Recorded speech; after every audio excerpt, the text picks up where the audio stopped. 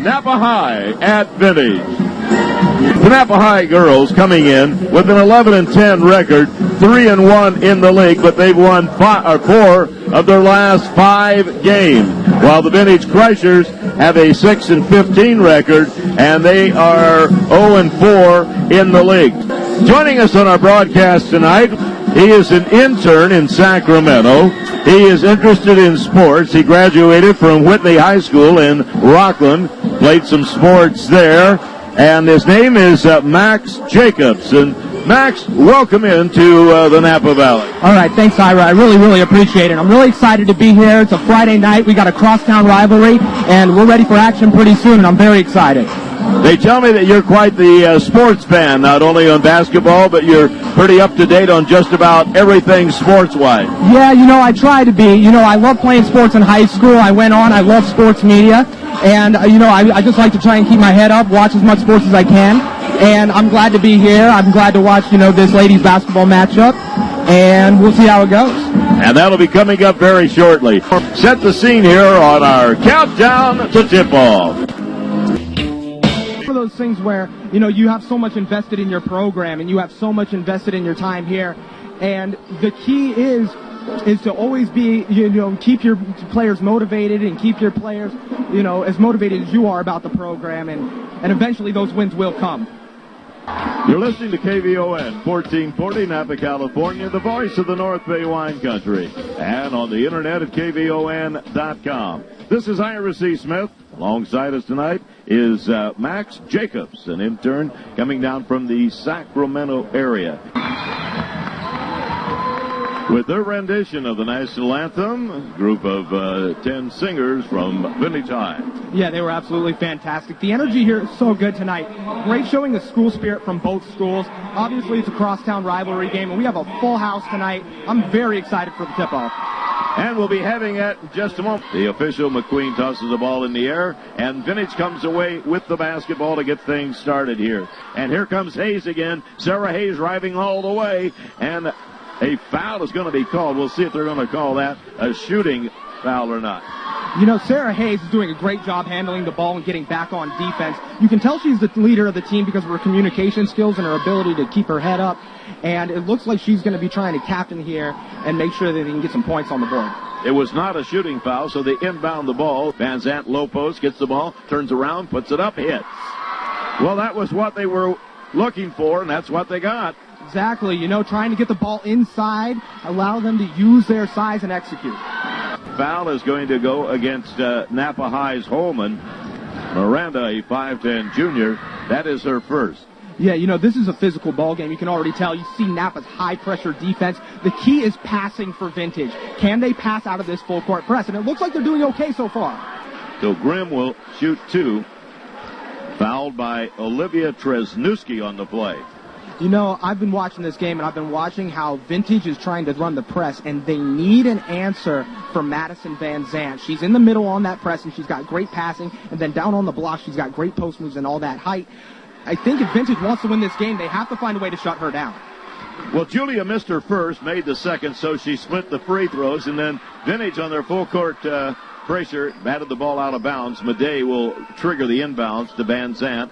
Van Zandt gets in the forecourt, waits for Madej, now passes down underneath on the right side of the basket. A shot up, no good. The rebound is put in. Who got that? There she is again. She's got great hustle, and she's always got a great sense of where the basketball is going to be. Here in the first quarter. Van Zandt up, no good. Van Zandt, no good. Foul under the basket. And Vintage just being out-hyped. Yeah, but the only answer to that is aggressive defense. If you're getting outsized, you have to play bruiser-style defense. That was something I did a lot when I was playing basketball. Always get up in the bigger guy, always push him around. That's the only way to do it. Over there is a pull-up jump shot from the right side. No good, but the rebound put back in. Well, yeah, that was incredible. Who got that? I believe it was number 12, Natalie Lundgren. Okay, Lundin. As that ends the first quarter here at the Vintage Gym. And the score is the Napa High girls 14 and the Vintage 11. Augustus is back in. She will replace Stevie Hastings. Yeah, Augustus has been doing a really, really good job of, moving with the ball and making sure that she operates the press. She's been at the forefront of it. She's got great agility, and she's keeping in front of who she's defending all of the time. Sydney Scott is into the lineup now for the Vintage Crushers, and the ball is deflected. It goes out of bounds to Napa High. Jasmine Washington, quite the athlete. Her brother, Brandon Washington, was an outstanding athlete at Napa High as well in football and basketball and baseball. High expectations when it comes down to that kind of stuff. But, she's definitely living up to it. You can see she's very, very, very athletic, and you can see she always makes good decisions on the court. Diving for the ball is Dishes, and she ties up Jasmine Washington. Wow, quite an exchange. I think Vintage's biggest problem as far as these turnovers are going is they need to be more patient with the basketball. They're trying to hit the outlet way too soon, and if they can get the rebound and chin that basketball, they can get things moving a lot more smoothly. A travel is going to be called. So another turnover against the Vintage Crushers. 4.5 minutes remaining. We're in the second quarter here at the Vintage Gym. Ira C. Smith, along with our intern coming down from Sacramento tonight, Max Jacobs. That's the thing with that box one. As soon as she gets the ball, she already has one defender who stays with her the whole time, and then that defense collapses around her. Yeah, exactly. And what you need to do as being the other four teammates of the person being on the box is always make sure you're in a good outlet pass and make sure you can get good looks at the basket. That's the way you beat the box one. Bidet right side, drives baseline, cut off to Van Zandt, up and missed it. Goes for the rebound, gets it, tries to put it up. There is a foul called, and she'll go back to the free throw line. When you're Napa High School and you're in this situation where you're already in the bonus, the key is to always be pressing the action, and you can see they're using Van Zandt as a tool for that. Always make sure that they're moving forward. Always make sure they're going right to the basket. That foul was assessed against Martinez, and Van Zandt's free throw is good. Free throw, good. So she's 2 out of 3 at the free throw line tonight. Yeah, she's been doing a really, really, really good job of, drawing fouls, getting that line. And Napa right now is trying to find a way to break this 2-3 zone. They have to be able to shoot around it. There's no other way. Washington missed a field goal attempt. Hayes coming down on a fast break for Vintage. We're in the final minute of the second quarter, and you're listening to KVON 1440, Napa, California, the voice of the North Bay wine country, and on the internet at kvon.com. Along with Max Jacobs, this is Ira C. Smith in the second period. Used up the dribble, double team by Jasmine Washington, and she's going to be called for a travel against Hayes. Yeah, this defense is, both defenses from both teams have been really, really good this entire game. They've been using trap motion. They've been using a lot of zone defenses, and got to turn the shot on. That's the way you have to get around it. Vintage will have a chance for a last shot here in the first half. Let's see if they can get a good one.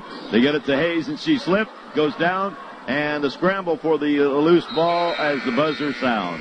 Vintage is going to have to come out a little better ball handling in the second half. Yeah, no kidding. That 6 out of 21 doesn't even tell the entire picture. They've been getting really, really tough looks, and they've actually made a few of them. Really, the biggest problem with Vintage right now is the ball handling. They have to make sure they can get the ball out of the backcourt and find a way to get it in the hands of the scorer. That's the way they're going to get back in this game. 9 points. It's not over, but they have to find a way to take care of that basketball. He is an intern in Sacramento. What type of duties have you had to perform so far, Max? Well, you have to do about everything and anything. It's always about keeping the station up to date, and you always have to be on call to help people out in the station. I work primarily with the promotions department, but we also run video editing, and we have live shows out of our stations as well in a place called the Metro PCS Lounge, and I help, with the video director set things up. I do a lot of different things for the station. It's a really rewarding experience, and I have a lot of fun helping people out around there. Well, now, are you in the radio part or the TV part that you mentioned video? Yeah, I do everything there. I primarily work in the promotions department of the radio station, but I do anything I'm really asked to do amongst any of the networks within the company, the corporation. We'll be back in just a moment to get the second half underway with Napa High leading crosstown rival Vintage here at halftime, 24-15. The girls have gone into that box one again. Washington shoots over it, no good. Gets a rebound, no good. Rebound, Van Zandt gets it, and it's nearly taken away, and a jump ball is going to be called.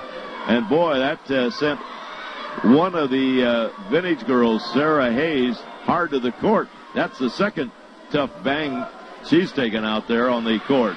Yeah, Van Zandt's, she's obviously been well trained. When you're taught how to play post basketball, you get that ball in your hands, it's high elbows, pivot, and if anybody's in the way, they're going to take an elbow. And that's the way she's been playing. But, props to Sarah Hayes. It looks like she took the elbow, and she did a very good job of recovering. She's right back at it. 2 minutes into the second half, and score remains what it was at halftime, 24-15.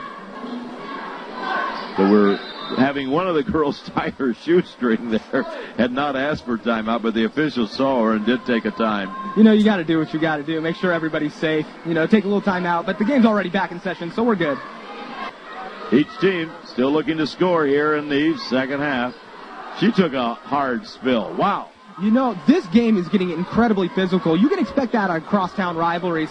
I think it's really important that the coaches take their, call timeout, get their players on the side, and make sure that they explain to them to keep the energy, keep the composure, especially on the Napa side when you're holding that lead. You don't want to get too much into it and blow anything like that. Back in the Napa High lineup is 5'3" sophomore Olivia Tresnewski. I saw her play earlier in the game, and she's got a lot of speed, and she's a really good ball handler. She's exactly what Napa needs right now. Somebody to keep composure, somebody to work the floor, somebody who obviously has a lot of basketball sense and a lot of basketball experience. Inside of 5 minutes to go, timeout. The score remains Napa High 24 and Vintage of Napa 15.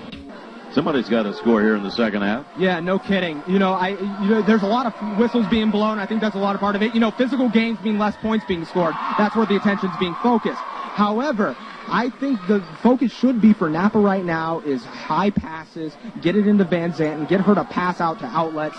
That's the way you're going to score baskets because they're really focused on her. By Natalie Lundeen. Back to Hayes in the lane. Shot is blocked.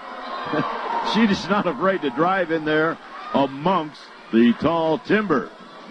Yeah, that takes a lot of guts, and she went right in there, no problem. But, you have to always keep your head up because, if you're getting double-teamed in the post like that and you're that short, that's what happens. With just over 2.5 minutes to go, third quarter, the score is Napa 25 and Vintage 15.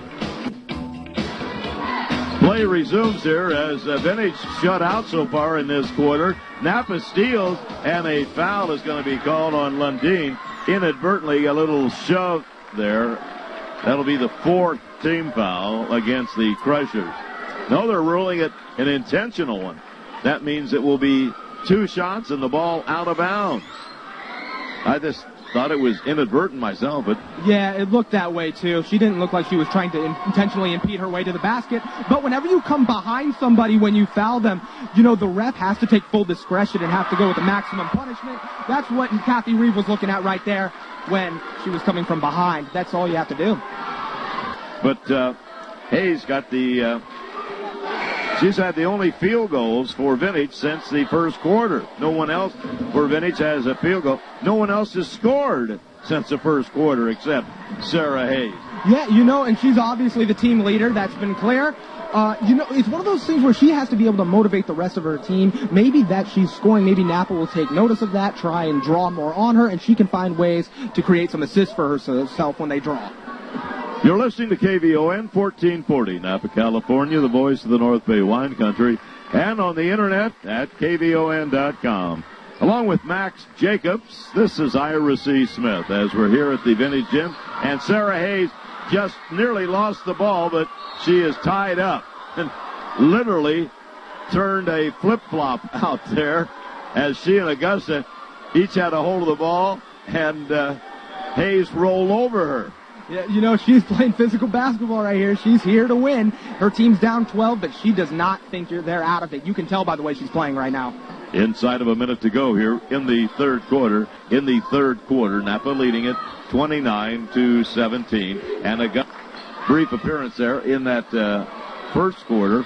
And another Burnett, Casey, had 3 field goals. And there's going to be a travel called against the Crushers. Yeah, there's a lot of travel calls in this basketball game. Kathy Reed's taking a lot of investment into footwork and seeing how people are doing it. You know that both Napa and Vintage will be running that in practice. Dribbling around as the quarter comes to an end. So in that quarter, 2 points for Vintage on Sarah Hayes' basket. In that quarter, scored just 5 points. So really low scoring here at the end of 3 quarters. It is the Napa High girls 29 and the Vintage girls of Napa 17. So we're ready for the final 8 minutes of action. Sarah Hayes working against Jasmine Washington. Looking around, the ball is deflected off of Vintage, out of bounds. I've been talking about earlier how Vintage needs to be more patient with the basketball. You can't say it enough. That's what it's coming down to right now. You're not going to get looks if you can't hold the ball. As Washington is charged with the personal. That was the 4th team foul against Napa. There have been 5 team fouls called against Vintage. Yeah, it's a physical game, and I think that the fouls have been increasing more so because there's a lot of fatigue, and people get a little more slow on, they get slower on defense, and so you just have to find a way to, keep your feet set, always make plays, and try not to reach in, hit on the arm, things like that.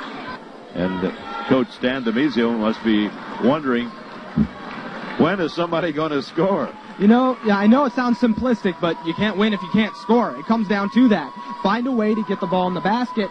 A lot of free throws missed, a lot of easy opportunities, and who knows what that's going to come down to. Both of them missed. Fast break. Washington drives all the way and lays it in. Now it goes over to Lundeen, drives in, goes up, missed the shot. Goes for the rebound, but it goes out of bounds. It's hard to get within 8 feet when Madison Van Zant's waiting there to block your shot. You have to find a way to try and throw a pump fake, fake her out, do something, because she's blocking everything that comes her way. Was fouled by Van Zant, and a 2-shot situation for Lundeen. She was not going to be stopped on that drive. Not at all. And Van Zant had her feet set, but she was too low on that block. They're not going to call a charge for that. So, she had to get up and do something, and she decided to go right through her. And one. There they got it off. Grimm getting the basket and getting to the free throw line. That's her first field goal. That's driving to the lane and being persistent. That's the key to getting buckets like that. Hopefully she can turn it into a 3-point play if she can knock this free throw down. Earlier, Potter had moved into Lundeen. I think all Lundeen would have to do would have been fall down, and it would have been a charge. Yeah, she definitely probably would have got the whistle there. I thought Lundeen was definitely playing clean defense right there. I don't really know what the foul was. Maybe it was because she was initiating contact. But either way, Napa's going to line right here, and more foul trouble ensues for the Vintage Crushers. Creating the turnover there on the charge call. Unless they say it was not the ball control, but I think it was ball control. Yeah, definitely. She had both those feet planted. She had their hands up, went right into her. Definitely a good charge call. At one time, Vinny's made 1 out of 20. Look at that. Yeah, they were improving. They were getting better looks. You could see that toward the 4th quarter. But yeah, over the course of this entire ball game, Vintage has had serious trouble getting around the defense and getting good looks. I guess the key is to just keep putting up more shots, work on passing, getting those open looks in practice, and maybe you'll get more shots to fall in the future. Sarah Hayes loses possession of the ball. Van Zant comes up with it, and then going to have a foul maybe on Sarah, but that was the case. All that happened was Van Zant was tripped going over Sarah Hayes. She was just laying on the floor. Yeah, it was one of those things. I guess the refs just saw contact and initiated there. I don't really know exactly what they saw, but they thought somebody got in Van Zant's way and was impeding her way. She was on the floor, right? I don't know. I don't know why they would make that call, but Van Zant's at the line here, and we'll see how that goes. To Washington, up with the shot. Yes. Washington with that basket has tied Van Zant for the leading scorer in the ball game as the clock has run out and the game is over. Welcome back in now. It's time for our wrap-up. This is Ira C. Smith along with Max Jacobs, the intern from Whitney High School where he graduated from in the Rockland area and now interning in the Sacramento area, and our statistician Dino Alessio. Okay, well, I'm going to turn the microphone over here for a moment and let Max Jacobs give us his impressions of tonight's contest. Well, it was actually a pretty good contest despite the fact that there was a wide margin in scoring. I just think, anytime you have a situation where you have more turnovers than you do rebounds, which is what Vintage had tonight, you're going to have troubles winning a basketball game. But I like to think, Madison Van Zant and Jasmine Washington, two standout performances, both scoring and defensively. And I really, really, really had enjoyed watching them and their dynamic style of play. Both teams played very, very good defense, but the Napa Indians just found a way to put the ball in the basket and take care of the basketball more, and that was their key to victory. So let's talk about the player of the game now. Okay, and for our guest from Sacramento area, Max Jacobs. From the Napa High School team, I'd have to say it's without question Madison Van Zant. 14 points, absolutely phenomenal defense. I think she was the sole reason Vintage High School couldn't get anything going offensively, especially toward that second half. I like Natalie Lundeen from the Vintage High School side. She didn't post all that many numbers offensively, but defensively, she played very, very solid. She was really good in transition, and when the ball needed to be taken care of, she was one who stepped up. So those would be my two for each school. Well, good point. Certainly you cannot claim that the Treasures were not hustling. So that is pretty much our story. So, Max, we wish you the very best as you're, I know, in pursuit of something that would relate to sports. Yeah, absolutely. Thank you so much, Ira. I really do appreciate it. Just trying to get my name out there, just have fun doing this. This is a great line of work to get into, and I love being in environments like this, particularly in the sports side of things. And it was really, really a pleasure working side by side with you and Dino tonight. Well, we've had a few that have helped us that have gone on and have had really tremendous success in field of broadcasting. Adam Housley, who's with Fox Network, Kimberly Hunt, who's is news anchor down in San Diego on one of the major stations there. We had Aaron Anderson, who is a sports director for a TV station in Arizona. We've had Kevin Thom, who has, well, I'm not sure exactly what all he is doing, but he is doing good, whatever it is. I know he's down in Texas now with a television station. And there are others. Matt Mills, who worked with us, just went into the Sacramento Bee, worked in their sports department for a while, and then he decided to go into teaching. So we've had quite a few that have helped us out that have continued their pursuit of the media. Charles Kennedy's been our engineer, Dino Alessio with the stats, and Max Jacobs, who is the intern coming our way from Sacramento. And that's our story. Stay tuned. ESPN Sports is next. This is Ira C. Smith reminding you the final. The Napa High girls 43 and the Vintage Crushers 21.